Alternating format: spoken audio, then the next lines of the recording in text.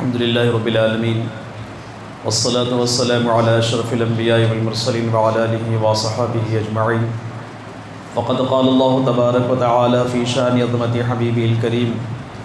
ان اللہ وملائکتہ یصلون علی النبی یا ایھا الذین آمنوا صلوا علیہ وسلموا تسلیما اللہم صل علی سیدنا شفیعنا حبیبنا نبینا مولانا مولانا محمد بارک وسلم صلوا علیہ صلاۃ و سلام علیک یا رسول اللہ صلی اللہ تعالی علیہ وسلم۔ ایک اور دفعہ بآواز بلند درود پاک پڑھیں، اللہم صلی علی سیدنا شفیعنا حبیبنا نبینا مولانا محمد بارک وسلم صلوا علیہ صلاۃ و سلام علیک یا رسول اللہ صلی اللہ تعالی علیہ وسلم۔ حضرات محترم، جس طریقے سے رمضان شریف کا یہ مہینہ مبارک مہینہ، مقدس مہینہ، برکتوں والا، رحمتوں والا، مغفرت والا مہینہ ہے، اس میں بے شمار فضائل آپ نے سماعت فرمائے ہیں۔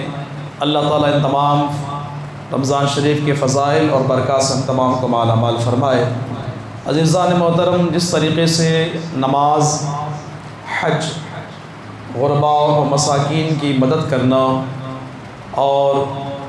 کسی بیمار کی عیادت کے لیے جانا، یہ تمام تر عبادتوں سے اللہ تبارک و تعالیٰ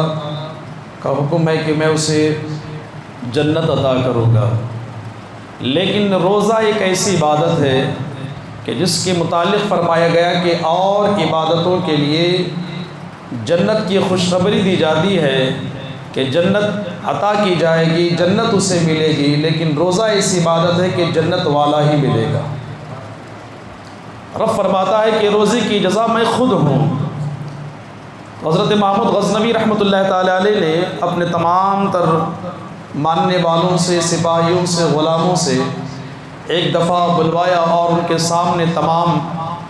موتی کے دانے بکھیر دیے اور کہا کہ جسے جتنا چاہے چن لو۔ سب اسے چننے میں رہ گئے، لیکن ایاز یہ جو آپ کا یہ غلام تھا وہ بالکل آپ کے پیچھے رہا۔ جب محمود غزنوی رحمۃ اللہ تعالیٰ علیہ چلنے لگے تو یہ بھی آپ کے پیچھے چلنے لگا۔ تو بادشاہ نے کہا کہ اے ایاز، کیا تجھے ان کی ضرورت نہیں ہے جو یہ لوگ چن رہے ہیں؟ تو بڑا پیارا اس شخص نے جواب دیا کہ جس کو جس کی ضرورت تھی اس نے اسے چن لیا، لیکن میں نے آپ کی صحبت اختیار کی کیونکہ آپ اصل مالک ہیں۔ آپ نے جس چیز کو ڈالا تھا لوگ اس کے پیچھے چلے گئے، مجھے اس کی پرواہ نہیں، مجھے بس ضرورت ہے مالک کی، اگر آپ مجھے مل گئے تو سب کچھ مل گیا۔ تو ہر ایک کا ایک انداز الگ الگ ہوتا ہے۔ تو لہٰذا عزیزان محترم، روزہ ایک ایسی عبادت ہے جسے اللہ رب العزت فرماتا ہے کہ میں خود اس کی جزا ہوں، میں خود اس کی جزا دوں گا۔ تو لہٰذا اللہ تبارک و تعالیٰ کا لاکھ لاکھ شکر ہے کہ جو بندہ روزہ رکھتا ہے اس کے لیے خوشخبری ہے۔ عزیزان محترم، جس طریقے سے ہم تمام حضرات رمضان شریف میں غرباء و مساکین کی مدد کرنے کے لیے تیار ہوتے ہیں، تو اس میں ایک بڑا سا پیارا بھی ایک واقعہ نمودار ہوا کہ جسے میں آپ حضرات کے سامنے پیش کروں کہ حضرت عبداللہ بن مبارک رحمۃ اللہ تعالیٰ علیہ حج کے لیے آپ تشریف لے گئے۔ جب پورے حج کے ایام ختم ہو گئے تو آپ ایک مقام پر ٹیک لگائے، نیند آئی، سو گئے تو خواب میں کیا دیکھا کہ دو فرشتے آسمان سے نازل ہوئے اور دونوں نے آپس میں باتیں کرنا شروع کی۔ ایک نے کہا کہ اس بار کتنے لوگ حج کے لیے آئے اور کتنوں کا حج قبول ہوا؟ تو دوسرے فرشتے نے کہا 6 لاکھ لوگ حج کے لیے آئے تھے۔ تو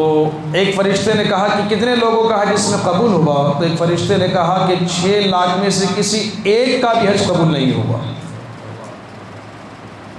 اب یہ خواب دیکھ رہے تھے تو خواب میں حیران ہو رہے تھے کہ یہ اس میں یہ بھی شامل تھے۔ اب پریشان تھے کہ آخر اتنے لوگ دور دراز سے اتنی محنت و مشقت کر کے آئے لیکن کسی کا حج قبول نہیں ہوا۔ اسی حیرت میں تھے کہ ایک اور فرشتہ نازل ہوا۔ تو یہ 2 فرشتوں نے اس سے پوچھا کہ تمہارے پاس کوئی خبر ہے کہ کسی کا حج قبول ہوا ہے؟ تو اس فرشتے نے کہا کہ ایک شخص کا حج قبول ہوا ہے اور وہ ملک شام میں رہتا ہے،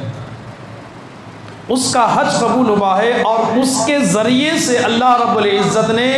ان 6 لاکھ حاجوں کے حج کو قبول فرما لیا اس ایک شخص کے بدلے میں۔ تو اس نے پوچھا کہ وہ کون ہے؟ کیا وہ ان کے بیچ میں آیا ہوا ہے؟ تو فرشتہ کہتا ہے کہ وہ حج کو آیا ہی نہیں، بغیر حج کو آئے اس کا حج قبول ہو گیا ہے۔ جیسے اتنا یہ سنتے ہیں فوراً نیند سے بیدار ہو جاتے ہیں۔ اب ان کی حیرت اس سوچ میں ہے کہ آخر وہ بندہ ہے کون جو حج کے لیے بھی نہیں آیا اور حج بھی اس کا ہو گیا، اور اس کے بدلے جو اتنی دور دراز سے لوگ حج کے لیے آئے تھے، 6 لاکھ آدمی اس ایک بندے کے ذریعے اس کے بھی حج قبول ہو گئے، اس کی تلاش میں نکل گئے۔ تلاش کرتے کرتے اس مقام پر پہنچے جہاں پر وہ شخص رہتا تھا۔ جب اس کے قریب پہنچے، اس گاؤں میں اسے نام تلاش کرتے ہوئے چلے گئے، تو پھر جب نام اس کا تلاش کرتے وہاں پر پہنچے تو کیا دیکھا کہ وہ ایک غریب آدمی جو چپل سل رہا تھا، جب اس کے قریب پہنچے دیکھا کہ چپل سلتا ہوا بیٹا، یہ حیرت میں ہو گئے کہ یہ یہاں پر ہے، نہ اس کا چہرہ، نہ اس کا لباس، اور نہ یہ ایسا معلوم ہو رہا ہے کہ یہ حج سے آیا ہوا ہے، لیکن اس کے متعلق ایسی خبر ملی۔ تو حضرت عبداللہ بن مبارک رحمۃ اللہ تعالیٰ علیہ نے اس سے احوال دریافت فرمائے کہ اے شخص سے بتا، کیا تو حج کے لیے گیا تھا؟ اس نے کہا نہیں۔ تو پھر یہ تو کیا کرتا ہے، تیرا کام کیا ہے؟ اس نے کہا میرا کام یہی کہ میں چپل سلتا ہوں، بس میرا یہی کام ہے۔ تو فرمایا کوئی تیرا ایسا نیک عمل ہے جو تجھ سے ابھی کچھ دنوں میں ہوا ہے، کوئی ایسا نیک عمل ہے تو اگر مجھے بتا کہ جس کے ذریعے سے یہ خوشخبری ہمیں ملی ہے کہ اللہ تعالیٰ نے تیرا حج قبول فرما لیا ہے۔ تو وہ شخص خوشی سے مچلنے لگا کہ اللہ کا شکر ہے کہ اللہ نے مجھے وہ توفیق عطا فرمائی، لیکن بغیر حج کو گئے اللہ نے مجھے حج کی سعادت سے مالا مال فرما دیا۔ تو حضرت عبداللہ بن مبارک فرماتے ہیں کہ کم سے کم وہ چیز تو بتا دے کہ جس کے ذریعے سے اللہ تعالیٰ نے بغیر تجھے حج کے ارکان کیے اللہ تعالیٰ نے تجھے حج کا ثواب عطا فرما دیا۔ تو وہ شخص کہتا ہے کہ میرا کوئی ایسا نیک عمل نہیں ہے، بس میں نے ایک کام یہ کیا تھا کہ جب میں حج کے لیے جانے کا ارادہ میں نے کیا تو کئی سالوں سے میں نے چپل سل کے کچھ درہم جمع کیے تھے۔ جب درہم جمع کیے اور جب عنقریب حج کے لیے نکلنے کے ایام آ رہے تھے تو اس وقت میری جو بیوی تھی وہ حاملہ تھی، اور اس وقت میرے گھر میں فخر و فاقہ بھی تھا، لیکن جو درہم میں نے جمائے تھے وہ حج کے لیے تھے، میں اسے خرچ بھی نہیں کر سکتا تھا، میں نے اسے جمع کے رکھا ہوا تھا، لیکن میری حاملہ جب حمل سے تھی تو بازو پڑوس کے گھر سے گوشت کی خوشبو آ رہی تھی۔ تو میری بیوی نے کہا کہ مجھے گوشت کی خوشبو آ رہی ہے، آپ میرے لیے اتنا کر دیں کہ پڑوس میں جو گوشت پک رہا ہے وہاں سے ایک بوٹی کا ٹکڑا، ایک گوشت کا ٹکڑا مجھے مل جائے تو مجھے سکون مل جائے گا۔ تو اس شخص نے کہا کہ ٹھیک ہے۔ وہ شخص کہتا ہے کہ میں اپنے پڑوس کے گھر میں گیا تو وہ پڑوس کا جو گھر تھا وہ مسلمان کا نہیں بلکہ غیر کا تھا، غیر مسلمان کا گھر تھا۔ میں اس کے گھر پہنچا تو دیکھا کہ اس کی ہانڈی میں گوشت بن رہا تھا۔ میں نے اس سے کہا کہ دیکھو میری بیوی جو حاملہ ہے، حمل سے ہے، اس کی خواہش یہ ہے کہ وہ گوشت کھانا چاہتی ہے، اگر آپ برا نہ سمجھے تو اس کے لیے تھوڑا سا گوشت آپ دے دیں۔ تو وہ جو شخص تھا اس گھر کا جو مالک تھا وہ کہنے لگا کہ اے نوجوان، اے شخص سن لو، جو گوشت یہ ہانڈی میں پک رہا ہے یہ ہمارے لیے تو حلال ہے لیکن تمہارے لیے حرام ہے۔ اب یہ حیرت میں ہو گیا کہ آخر ہمارے لیے حرام اور اس کے لیے حلال، تو وہ کہنے لگا کہ اس میں بات کیا ہے؟ تو وہ شخص جو پڑوس میں تھا وہ کہتا ہے کہ کئی دن سے میرے گھر چولہا جلا ہی نہیں، کئی دن سے میرے گھر چولہا جلا نہیں، بھوکے میرے بچے، پیاسے میرے بچے تھے، روزی کی تلاش میں ادھر ادھر بھٹک رہا تھا، کہیں مجھے روزی نہیں ملی، رزق نہیں ملا۔ تو ایک دفعہ میں تلاش کرتے کرتے اس مقام پر پہنچا جہاں پر لوگ مرے ہوئے جانور کو پھینکتے ہیں، تو وہاں پر میں نے ایک جانور کو دیکھا جو گدھا تھا، جو مرا ہوا تھا، جسے لوگوں نے لا کر اسے کہیں دور پھینک دیا تھا۔ تو میں چوری سے وہاں پر گیا،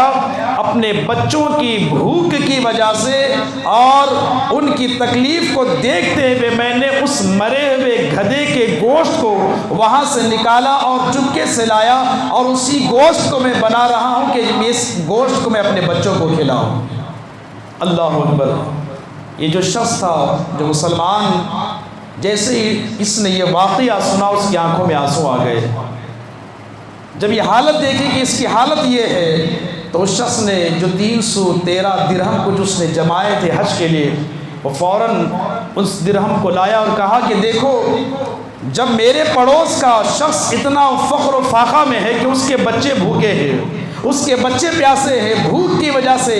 وہ ایسی چیز کھا رہا ہے جو اس کے لیے نہیں ہے، تو وہ گیا اور وہ سارے درہم اس نے اس شخص کو دے دیا اور کہا کہ میرے بھائی اسے تم اپنے لیے خرچ کرنا اور اپنے جو بچے بھوکے ہیں تم انہیں پر یہ خرچ کر دینا۔ بس میں نے یہی کام کیا کہ میں نے وہ جو درہم جمائے تھے حج کے لیے، اس پیسوں کو میں نے غریب کی مدد کر دی، تو اللہ رب العزت نے اسی مدد کی وجہ سے اللہ تعالیٰ نے میرے حج کو قبول فرما لیا ہے۔ اور اس کے ذریعے سے وہ 6 لاکھ لوگ جو پیسے خرچ کر کے دور دراز سے آئے ہوئے تھے، کوئی پیدل آیا تھا، کوئی سواری سے آیا تھا، کوئی محنت مشقت کر کے آیا تھا، لیکن ان تمام کے حج کو حضرت عبداللہ بن مبارک فرماتے ہیں کہ شخص تیرے ایک نیک عمل نے ایسا کام کیا ہے کہ تجھے بھی حاجی بنا دیا اور تیرے ذریعے ان 6 لاکھ لوگوں کے حج کو بھی قبول فرما لیا۔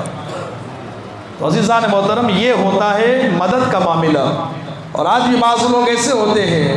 جو رمضان شریف کا مہینہ آتا ہے تو پورے رمضان عمرہ کے لیے نکل جاتے ہیں۔ الحمدللہ یہ بڑی خوشی کی بات ہے، لیکن نکلنے سے پہلے یہ بھی دیکھیں کہ کہیں میرے پڑوس میں کوئی غریب تو نہیں ہے، میرے پڑوس میں کوئی فقیر تو نہیں ہے کہ جس کی وجہ سے وہ صحیح طریقے سے سحری نہیں کھا سکتا، اس کے پاس افطاری کے لیے ساز و سامان ہے یا نہیں ہے، کم سے کم اس کا بھی جائزہ لے لے۔ آج رمضان کے مہینے میں بہترین سے بہترین کپڑے بنانے میں لوگ لگے رہتے ہیں، کم سے کم یہ بھی دیکھ لیں کہ اپنے خاندان میں یا پڑوس میں کوئی ایسا ضرورت مند ہے کہ جسے پہننے کے لیے کپڑے بھی نہیں ہیں۔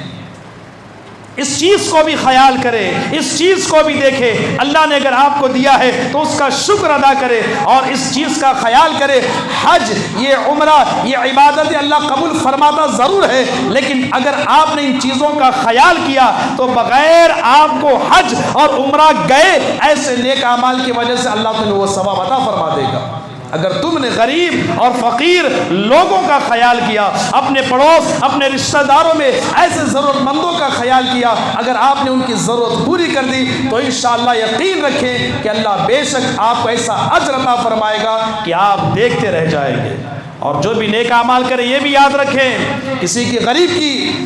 غریب کو مدد کرے یا فقیر کو مدد کرے تو اس چیز کا بھی خیال رکھیں کہ ایسا اسے دے کہ جب آپ دے تو کسی کی نظر میں آپ نہ آئے۔ اس چیز کو بھی خیال میں رکھیں، کیونکہ وہ صدقہ بہتر ہے اس صدقے سے کہ جو چھپا کر دیا جاتا ہے، لوگوں کو دکھا کر نہیں، فوٹو کھنچوا کر نہیں، ویڈیو بنا کر نہیں، جیسے پوسٹروں میں، ویڈیو میں، فوٹو میں کوئی کسی کو راشن دے رہا ہے تو سامنے کھڑا ہو کر تصویر کھنچوا رہا ہے۔ بیچارہ ایک تو وہ غریب مستحق تھا اس چیز کو لینے کا، اور ایک تو آپ نے اسے دیا بھی اور اس کا مذاق بھی آپ نے بنا دیا اور لوگوں کو بتا دیا کہ یہ ضرورت مند ہے۔